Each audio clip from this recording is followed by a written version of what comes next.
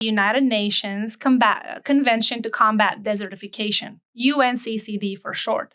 So the UNCCD was actually formed in 1996 in response to the ongoing degradation that initially started in the Sahel region. And all global nations thought, oh my gosh, we have a massive problem. The desert is expanding.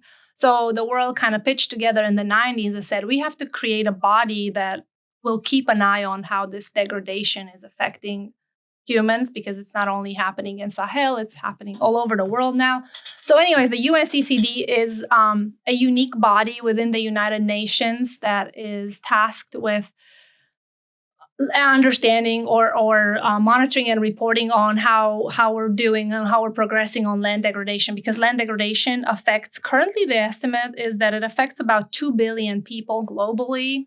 And it's land degradation? Land degradation, meaning the sort of the slow or fast inability of the land to support the people that live on it and the animals and ecosystems, broadly speaking. So if you have a nice savanna in an area, and then that savanna starts being covered literally, that's one form, in sand coming in from the desert, that land is no longer being useful or usable by people or by animals. So that we call that land degradation.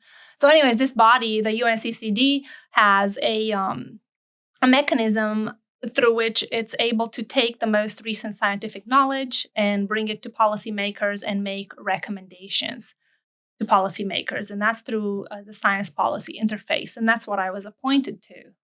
Okay, so you're essentially... So essentially, my role there will be to work alongside 14 other members of the SBI to bring the most recent understanding and scientific knowledge on drought, aridity or aridification, desertification, and land degradation to policymakers so that we can essentially achieve the 2030 Agenda on Sustainable Development, which says that we should really start getting to a land degradation neutral world by 2030. So in order for How would we do that?